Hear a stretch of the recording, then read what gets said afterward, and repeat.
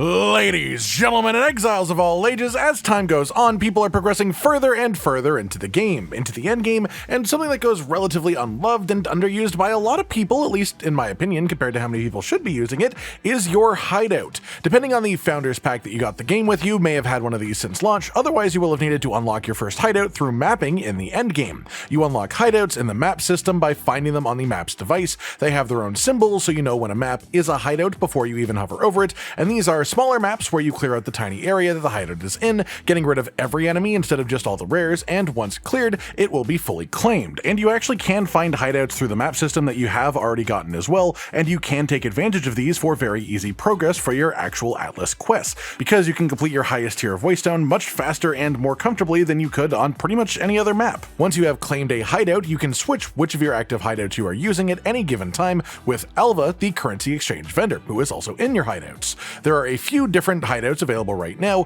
They all have their own unique aesthetic style and decorations, and their own default layouts of things like NPCs and workbenches. However, it's important to note that the edit button down at the bottom isn't just for show. You can move or remove pretty much everything except for the floor and the walls, and of course there are two ways to think about this with that in mind.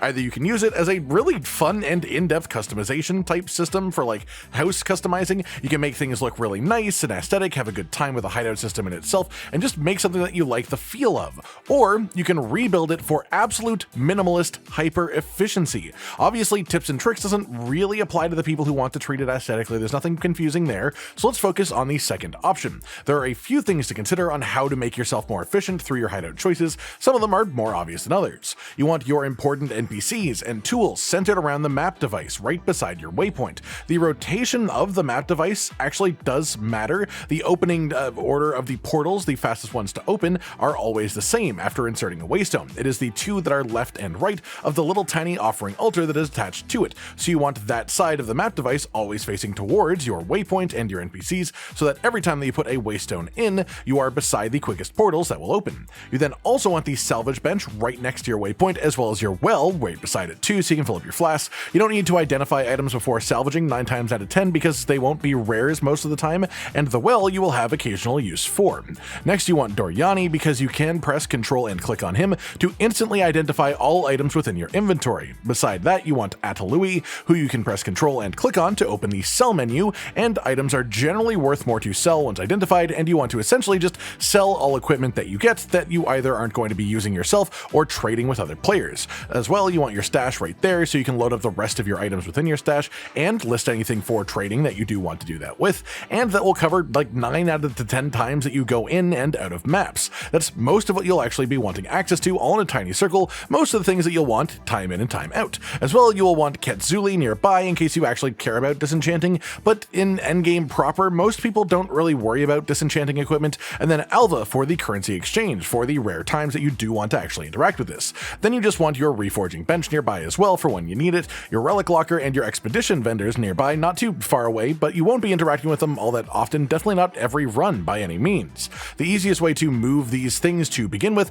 is just by using the reclaim all button, which removes all the sort of decor down all the way to the grass on the floor in some of the hideouts, and if you are looking for pure efficiency anyways, this actually does make it faster to load into the hideout each time too, as there is just less stuff for the game to actually render and load in. Or you can always just sort of do a middle ground where you put up the pure efficiency setup after reclaiming everything in one spot, and then build all of your aesthetic scenery around it once you have that set up for fun too. Obviously the placement of the sort of efficiency setup within the area doesn't matter that much either, so just pick somewhere where you at least think that it looks somewhat nice so you're not just fully wasting the aesthetic capabilities of the hideout system. Of course, all of this can be time consuming to set up in itself. It doesn't take that long, especially if you know what you're doing, except that you can export and import your hideout setups too. There's even a website called hideoutshowcase.com where players upload their hideouts that they'd like to share with others, and you can use this to just sort of search for the hideout that you want to use, look at screenshots of what the layouts are that players have built around it, and then you can just straight up take their hideout and use it for yourself if you like what you see. There is everything here, ranging from hyper efficiency based setups for a hideout all the way to nice aesthetic creations that players have made, again, depending on how you'd rather treat the whole system.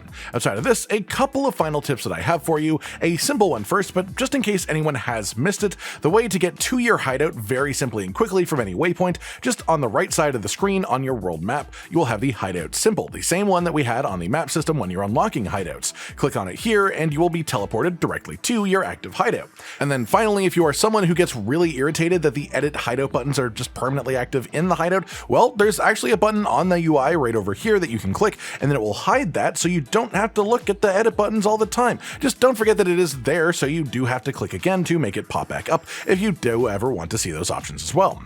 That's honestly pretty much it for the hideout system. This mechanic is relatively simple overall, but there are of course a few ways to make it work more towards your advantage than if you were to just like use the icky ziggurat refuge that the game sends you to by default, or even just the default layout of any of the hideouts by themselves, if you want to push them to boost your speed through the endgame, letting you essentially just spend more of your time within the game actually playing the game, cutting out a fair bit of movement and travel time from most players' experiences in between their map runs. I hope you all enjoyed this then, and hopefully it helps you out in your continued journey through Path of Exile 2. Like if you liked the video, subscribe to the notification bell for more, and most importantly, ladies and gentlemen, until next time, stay sweet.